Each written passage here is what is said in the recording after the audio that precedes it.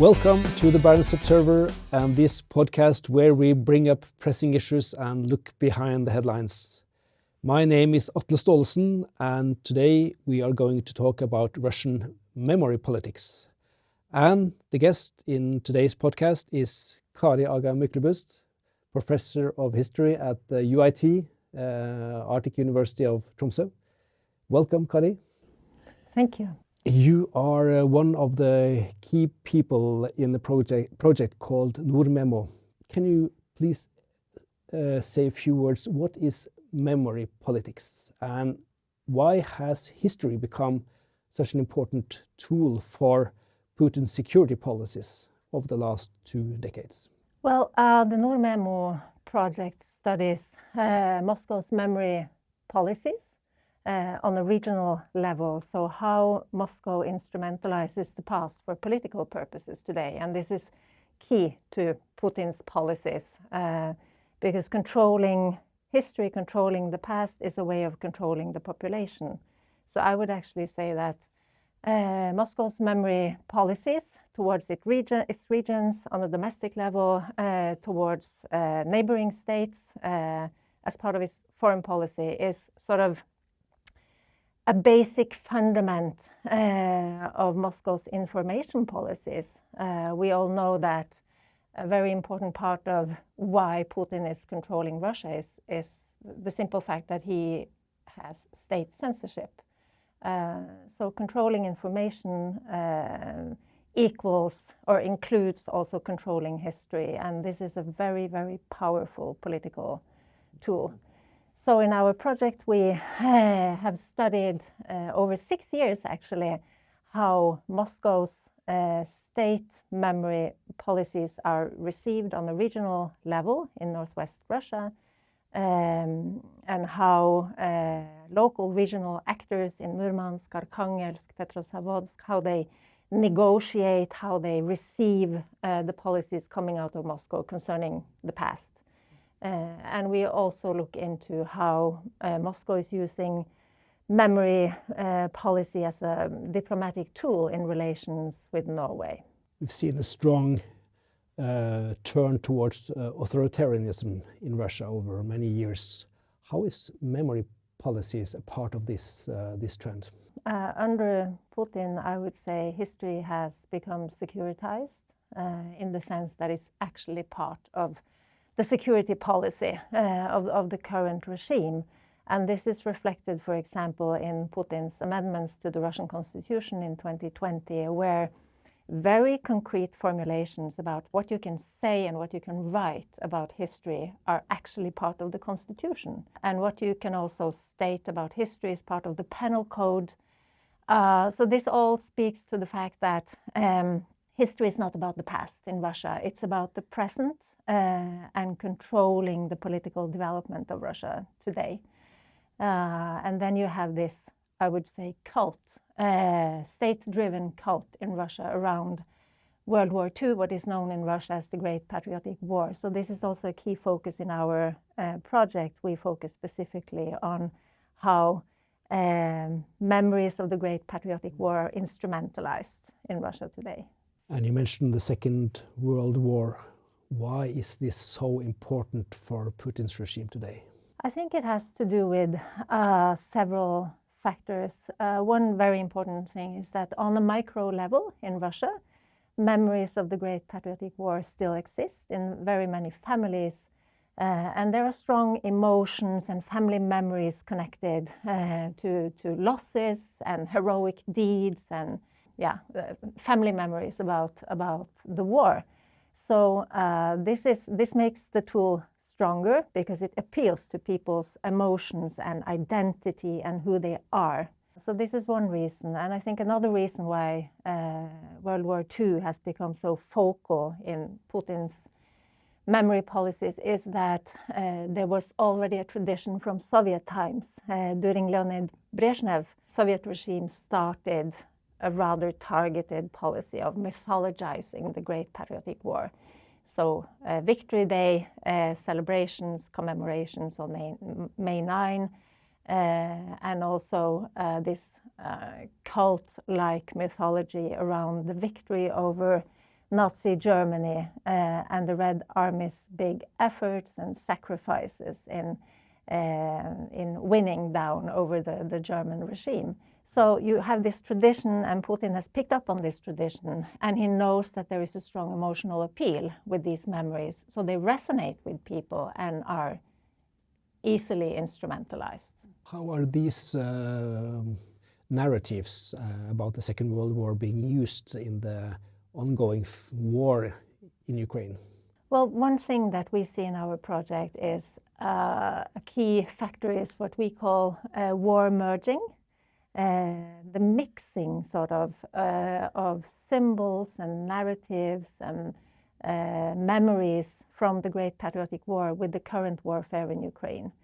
And this is what we hear from Putin. This is what we hear from all hegemonic voices coming out of Moscow, that the current war of aggression in Ukraine is actually a continuation of the great deeds that the grandfathers of the current soldiers made during World War II.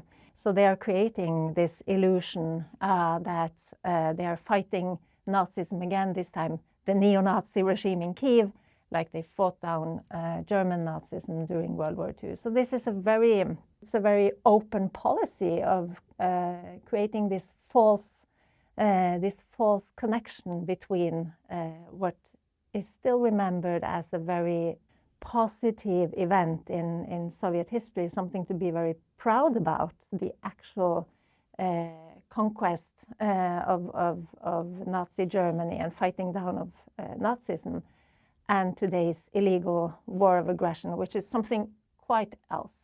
But I mean, due to the information policy and the hard censorship in today's Russia, this illusion actually works with part of the Russian population, and the idea that Russian soldiers dying in Ukraine today are actually dying for a just cause, that they're fighting a defensive war to protect Russian-speaking people in Ukraine against the neo-Nazi regime in Kiev. All these twisted ideas actually resonate. So in the NordMemo project, you look at memory politics not only as a product of the Kremlin, but also that it's something that is being created in the regions. How are these policies, the Second World War memory policies, received by people living in Northwest Russia? Yeah, this is key to our project, because you have so many studies on Moscow's memory politics and how the Kremlin is instrumentalizing history. But we started out from the perspective that it wouldn't work in Russia if it was not also implemented on a local and regional level all over Russia. And there are actually very few studies of how memory politics coming from Moscow work in local societies in Russia. So this was sort of key, trying to find out the mechanism at play. I mean, one thing is Moscow, but what is the mechanism on a local and regional level? And what we see when we study libraries in the Pechenga region, for example, when we study military patriotic organizations for children and youth in Murmansk, Arkhangelsk, there is a script from Moscow, so a meta-narrative on the Great Patriotic War, which is sort of internalized by most Russians today, because this is 80 years ago. So the big script contains the heroic deeds, the fighting down of Nazism, etc. And then this meta-narrative sort of co-opts local and regional figures, symbols, stories, destinies, if they fit into the meta-narrative.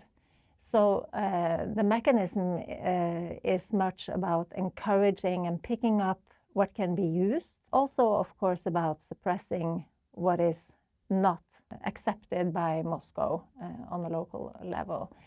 But it's actually a process of finding the local heroes. And Armia, for example, has a very targeted policy of picking up on local war stories and destinies that fit into this bigger hegemonic pattern coming out of Moscow.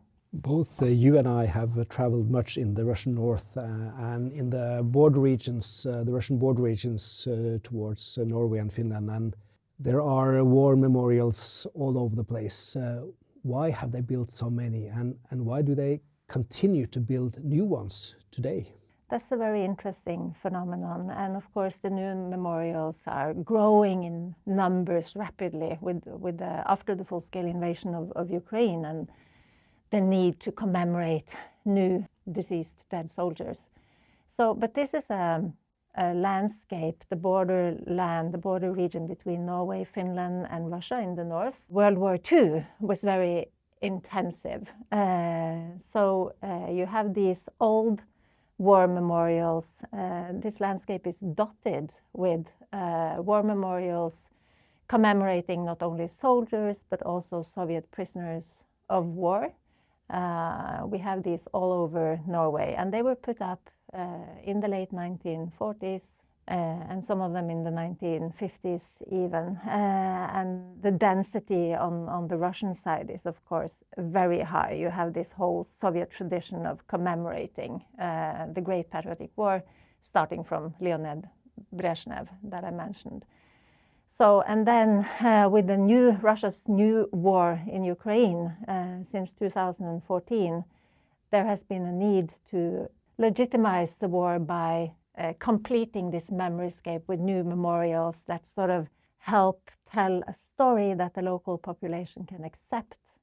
So I would say the memorials are about making the local societies in this region on the Russian side accept the fact that their sons are dying, their fathers are not coming home from the war, they're coming in coffins. So creating this new memoryscape is also about legitimizing the war. And of course, what we see in many of these memorials is symbolism connected with victory in Ukraine and this whole narrative that the soldiers today are fighting a just war of defense against neo-Nazis. And this is also sort of filling in the new memorials and the symbolism, the Soviet symbolism, which is also partly present. So the war merging is also very visible in all these new memorials. And it's about manipulating local Russian societies into believing the Kremlin's version of the war of aggression in Ukraine.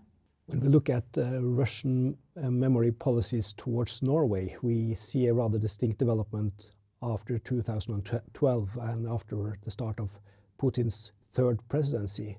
How has Russian state actors increasingly instrumentalized this Second World War narratives for political purposes, such as to weaken support for sanctions in Norway, or to create tensions between northern Norway and Oslo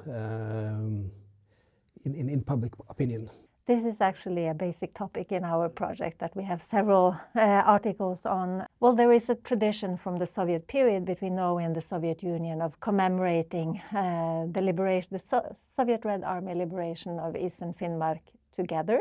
So Norway, since the 1950s, invited Soviet delegations to Kirkenes for commemorations. And of course, the liberation monument to the Red Army soldier here in Kirkenes has been a focal point of these commemorations. And this was a way for the small state of Norway and NATO member Norway since 1949 to handle relations with the Soviet Union, which was the key opponent to NATO during the Cold War. So sort of a soft policy of relating to the Soviet leadership and having some sort of dialogue, even if this was very securitized, of course. And then after the fall of the Soviet Union, Norway was very eager to engage with the new Russian Federation to stabilize the border region and to sort of start anew in this new era of cross-border peace and opportunities. So Norway very consciously, this is one of our key findings, chose to use the memory of the Red Army liberation of Eastern Finnmark as a tool to build relations with Russia in economic terms, in political terms, in cultural terms. And this worked for some years on the premises that Norway wanted as positive relation building. But then with the authoritarian turn under Putin and his third presidency from 2012, this all became more politicized from the Russian side. So the commemorations turned into a venue for Russian diplomatic actors, political actors to promote Russian official narratives, foreign policy narratives, and also we see since 2014 to manipulate, in particular, the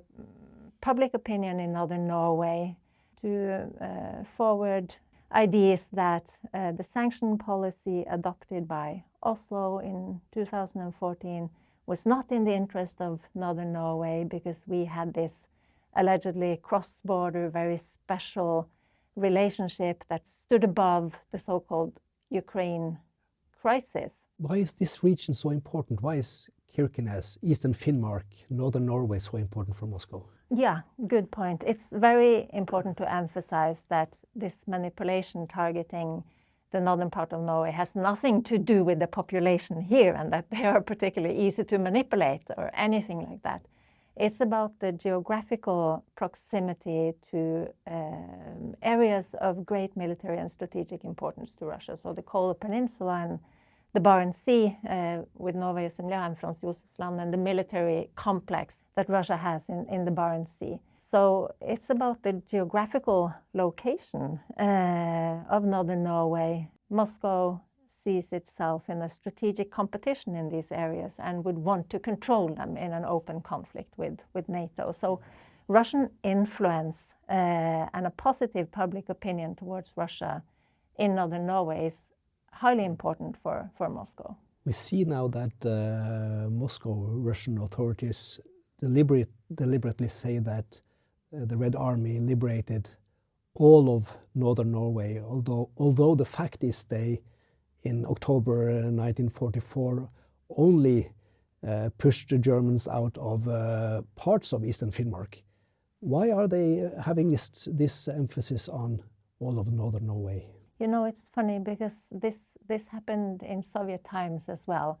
And then Norwegian authorities were very aware, sources show us from the ministries themselves, show us that on the Norwegian side in Oslo, there was a high awareness of this Soviet urge to make propaganda, to enlarge the Red Army liberation in Norway in geographical terms and also in political terms, to talk about the liberation of all of northern Norway. And Norway actually in the 1960s and 70s stopped several Soviet initiatives in this direction to enlarge the so-called Red Army liberation, and were very set on emphasizing that the liberation was only about Eastern Finnmark. And then this comes back in the new era of Russian propaganda, so we see it again today. And in Norway, I don't think today we have the same awareness, or we haven't had the same awareness, at least until the full-scale invasion, of the importance of Russian propaganda towards our communities. So we have allowed for this enlargement without noticing it.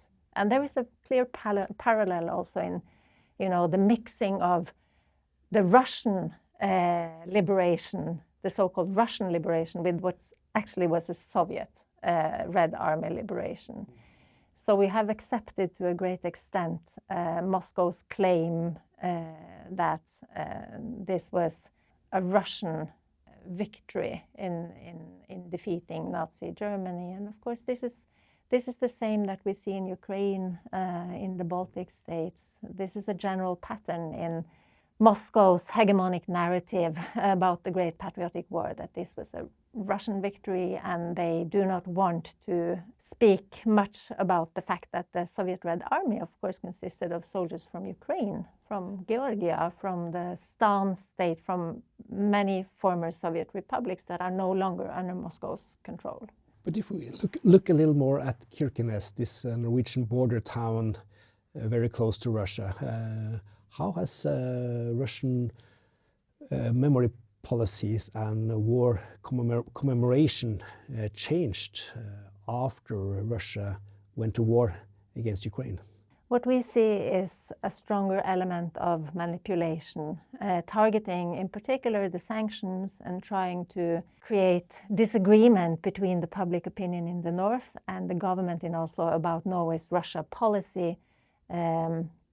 So before 2014, from the Russian side, the commemorations in Kirkenes were more about nurturing the hearts and minds of the population in northern Norway.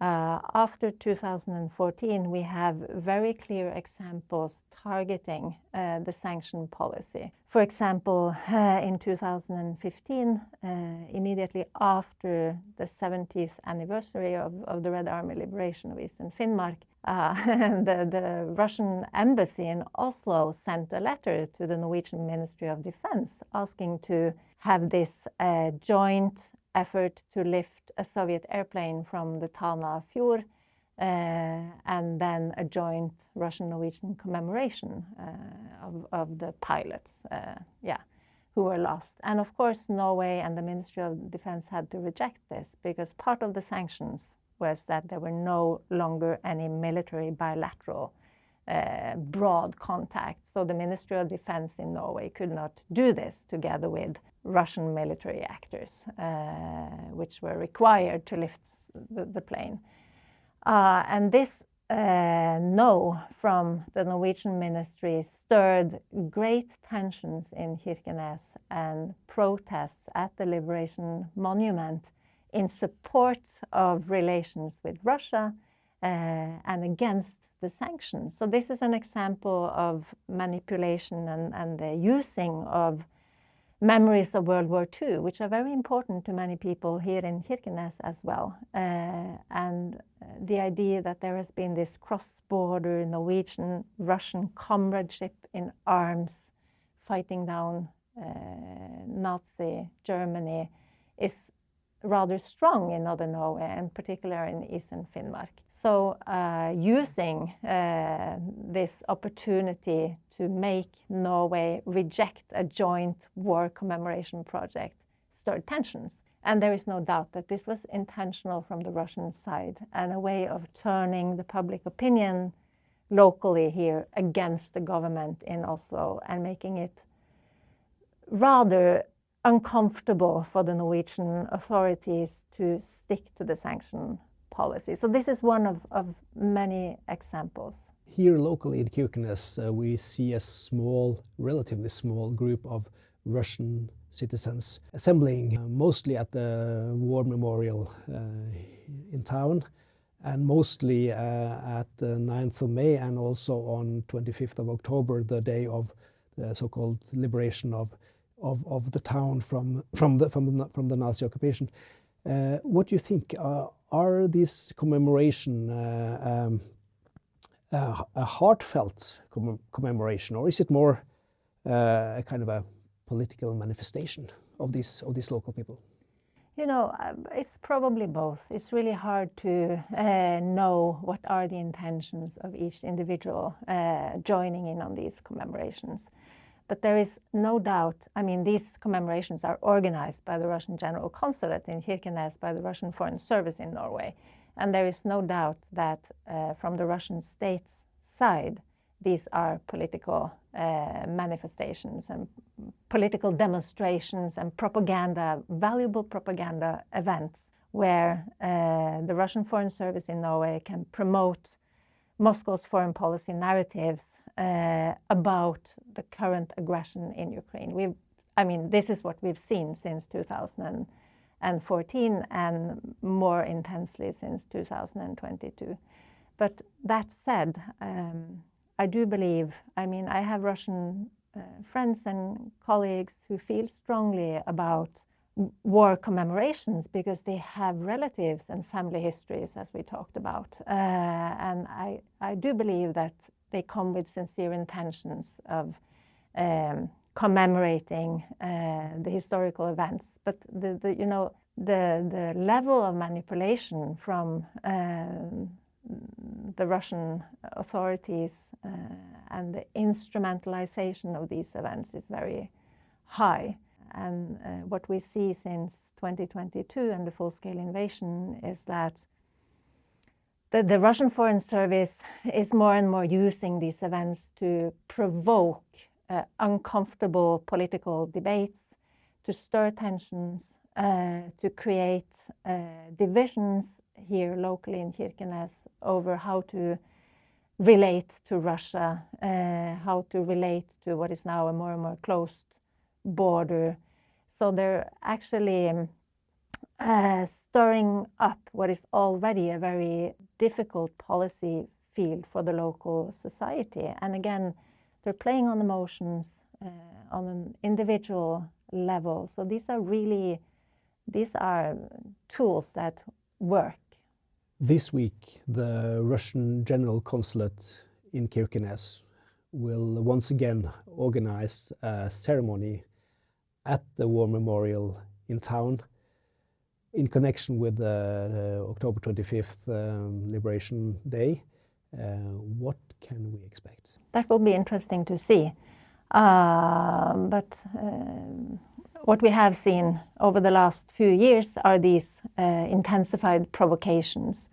So using commemorations on May 9 and October 25th to stir tensions. And last year and again the year before that were these seas of flowers appearing at the Liberation Monument.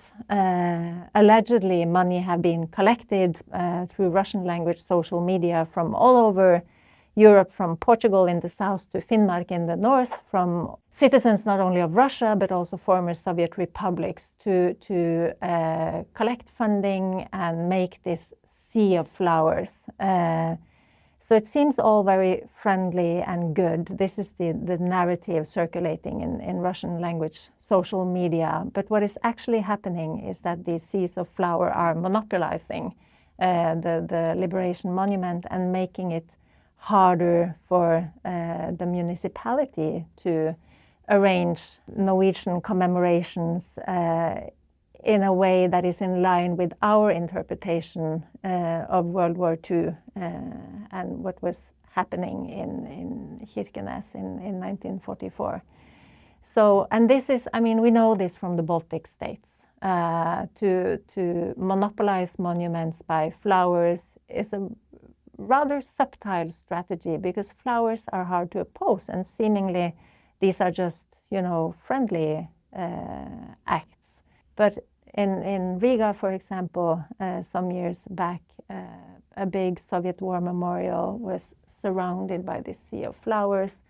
And of course, in the Baltic states, the understanding of Russian propaganda is much deeper. So when the flowers were taken away, you had all these accusations from the same Russian-speaking community, which aligns with Moscow's narratives that these were Russophobic acts. And this is a very important part, I think, of the provocations that we see here in Kirkenes as well, that war memories are used to stage events that can turn into conflict and then be used to accuse Norway, the local community here, of being Russophobic, not respecting Russian traditions of war commemorations, etc.